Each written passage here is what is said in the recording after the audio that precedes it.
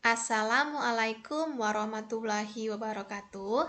Apa kabar anak-anak Umi? Semoga tetap sehat ya. Baiklah, sebelum kita memulai pelajaran kita pada hari ini, kita berdoa terlebih dahulu. Berdoa, mulai. Berdoa selesai. Nah, sekarang Umi mau tanya, ada yang masih ingat nggak pelajaran IPA kita minggu kemarin tentang apa? Iya, benar. Minggu kemarin kita sudah belajar tentang bagian tubuh tumbuhan. Ada yang masih ingat nggak apa saja bagian tubuh tumbuhan? Iya, benar. Bagian tubuh tumbuhan itu terdiri dari akar, batang, daun, bunga, buah, dan biji. Nah, hari ini kita akan belajar tentang siklus hidup makhluk hidup. Sekarang Umi minta kalian siapkan terlebih dahulu buku IPA-nya. Sudah? Kalau sudah, kalian buka bukunya di halaman 33, pelajaran 2, siklus hidup makhluk hidup. Nah, sekarang kalian perhatikan di sana ada kucing sama anak-anaknya. Kucing betina dewasa dapat melahirkan anak. Anak kucing akan tumbuh menjadi kucing remaja dan akhirnya akan menjadi kucing dewasa. Kemudian, kucing betina yang telah dewasa akan melahirkan lagi. Perubahan dari anak kucing, kucing remaja, dan kucing dewasa disebut daur hidup. Nah, bagaimanakah daur hidup hewan yang lain? Supaya kalian bisa lebih mengerti mengenai daur hidup, sekarang Umi minta kalian siapkan bukunya dan buka bukunya di halaman 36. Di sana ada A. Siklus hidup hewan. Hewan mengalami siklus atau daur hidup. Daur hidup adalah tahap perkembangan hewan sejak menetas atau lahir sampai dewasa. Daur hidup hewan berbeda-beda. Nah, di sini ada ayam. Ayam betina dewasa dapat menghasilkan telur.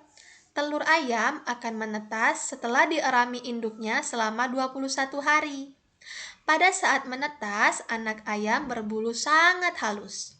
Setelah dewasa, bulu-bulu itu akan berubah seperti bulu induknya. Dan setelah dewasa, ayam betina dapat menghasilkan telur. Nah, di sini ada gambar kucing. Sekarang kalian perhatikan ya. Demikian juga yang terjadi pada kucing. Kucing betina dewasa dapat melahirkan anak kucing. Anak kucing akan tumbuh menjadi kucing muda, lalu menjadi kucing dewasa. Kemudian, kucing betina dewasa dapat menghasilkan anak kucing. Nah, anak ayam dan anak kucing sangat mirip dengan induknya. Kedua hewan itu tidak mengalami perubahan bentuk tubuh pada tahap pertumbuhannya. Apakah apakah ada hewan yang mengalami perubahan bentuk tubuh dalam pertumbuhannya?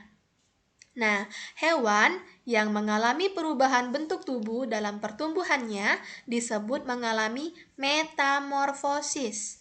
Metamorfosis dibedakan menjadi dua. Yang pertama, metamorfosis sempurna, dan yang kedua, metamorfosis tidak sempurna. Oke, sekarang kita akan bahas yang pertama, metamorfosis sempurna. Sekarang kalian buka bukunya di halaman 37. Nah, yang pertama, metamorfosis sempurnanya ada pada kupu-kupu. Daur hidup kupu-kupu dimulai dari telur. Seperti hewan sejenisnya, kupu-kupu betina bertelur. Telur itu diletakkan di atas dedaunan. Telur kemudian akan menetas menjadi larva. Nah, pada kupu-kupu ini, larvanya itu disebut dengan ulat. Larva atau ulat adalah hewan muda yang akan berubah bentuk ketika menjadi dewasa. Makin lama, larva atau ulat akan berkurang jumlah makanannya, begitupun dengan gerakannya.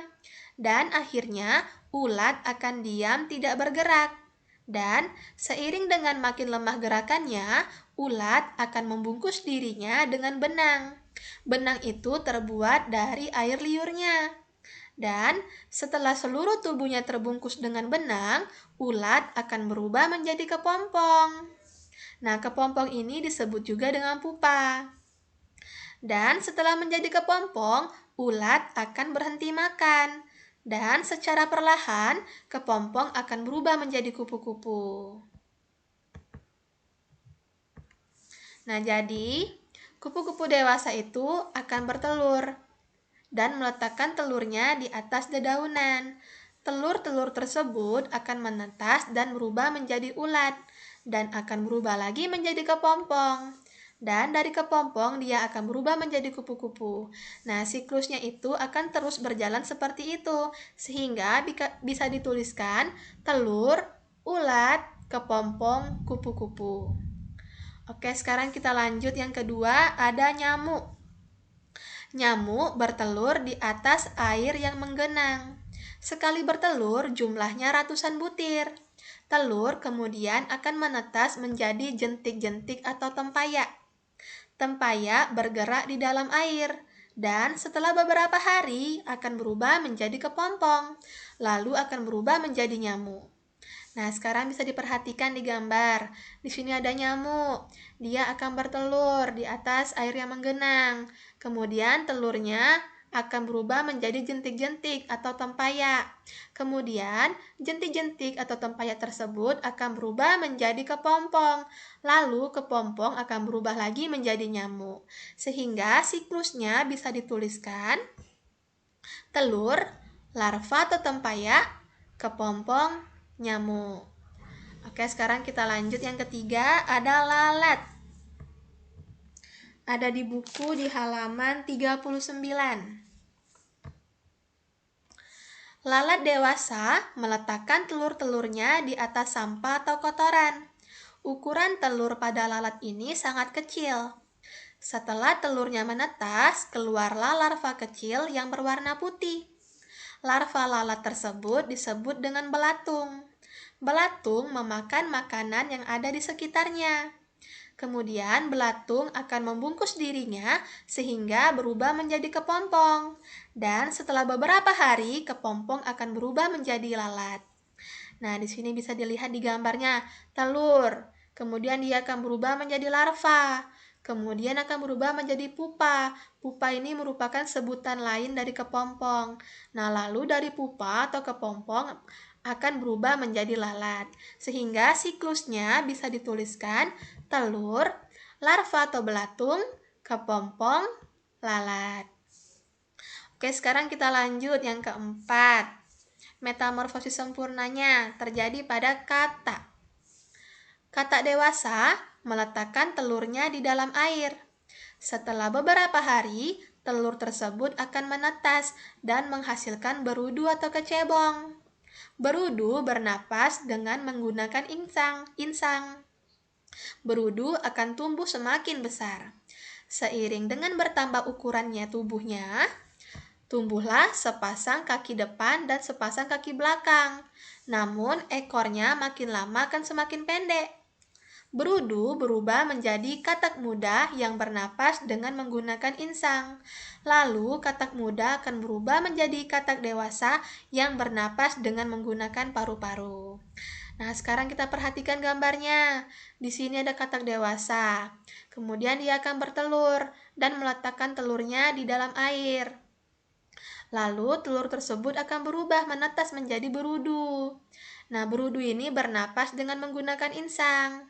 Nah, seiring dengan bertambahnya fungsi-fungsi tubuhnya, berudu akan berubah menjadi berudu berkaki 2.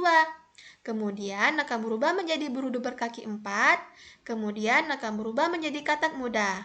Nah, pada katak muda ini, dia masih bernapas dengan menggunakan insang. Nah, dari katak muda, dia akan tumbuh menjadi katak dewasa.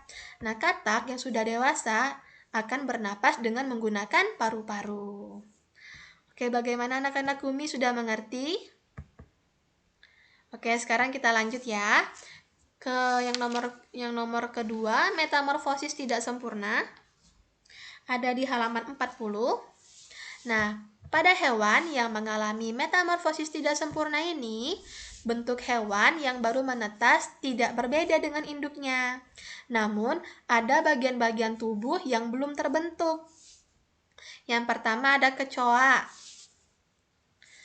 Awalnya kecoak dewasa bertelur, Telur kecoak menetas menjadi kecoak muda.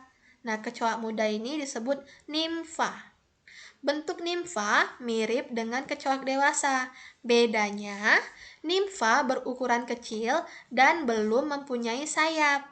Nimfa akan berkembang dan mengalami pergantian kulit berkali-kali sebelum menjadi dewasa. Nah, pergantian kulit itu disebut juga dengan ekdisis. Setelah dewasa, kecoak akan bertelur lagi dan begitu pun seterusnya. Nah, bisa dilihat pada gambar. Di sini ada kecoak dewasa.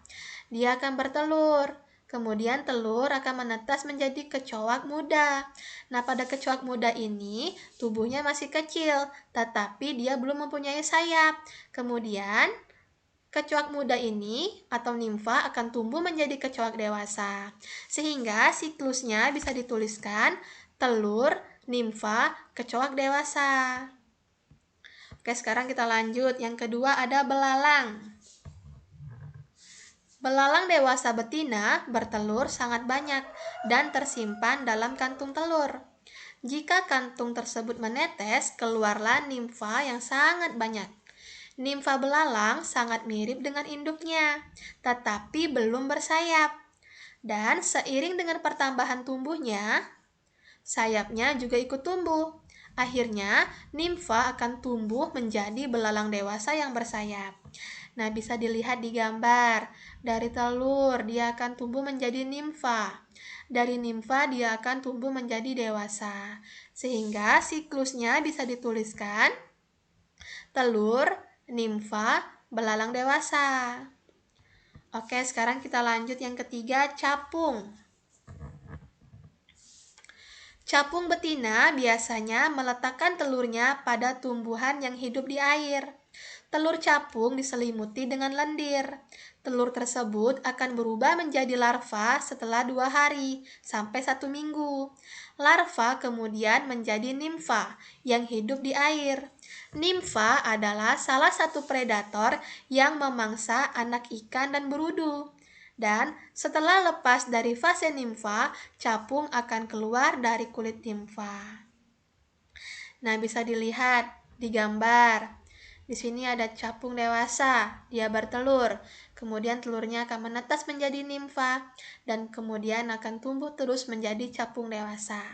Sehingga siklusnya bisa dituliskan telur, nimfa, capung dewasa. Oke, sekarang kita lanjut. Yang terakhir ada jangkrik. Jangkrik betina biasanya meletakkan telurnya di dalam pasir. Jika menetas, telur jangkrik akan berubah menjadi anak jangkrik atau nimfa. Pada masa nimfa, terjadi pergantian kulit sebanyak 6-8 kali. Dan setelah ganti kulit terakhir, nimfa akan menjadi jangkrik dewasa. Nah, bisa dilihat pada gambar. Di sini ada jangkrik dewasa. Kemudian dia akan bertelur. Dan telur ini akan menetas, kemudian akan menjadi nimfa. Dan nimfa akan terus tumbuh menjadi jangkrik dewasa. Sehingga siklusnya bisa dituliskan telur, nimfa, jangkrik dewasa. Oke, bagaimana anak-anak Umi sudah mengerti? Alhamdulillah. Baiklah, berarti bisa disimpulkan kalau metamorfosis sempurna itu terjadi pada hewan di mana tahap pertumbuhannya itu melalui 4 tahap, yaitu telur, larva, pupa atau kepompong, imago atau dewasa. Sedangkan pada metamorfosis tidak sempurna, dia hanya melalui 3 tahap, yaitu telur, nimfa, imago atau dewasa. Jadi pada metamorfosis tidak sempurna ini tidak terdapat fase pupa atau kepompongnya. Nah, jadi bisa disimpulkan kalau pada metamorfosis sempurna ini melalui 4 tahap, sedangkan pada metamorfosis tidak sempurna itu hanya melalui 3 tahap. Baiklah, mungkin itu saja pelajaran IPA kita pada hari ini. Tugasnya jangan lupa dikerjakan. Jika ada yang ingin ditanya, silakan tanya sama Umi. Umi akhiri. Assalamualaikum warahmatullahi wabarakatuh.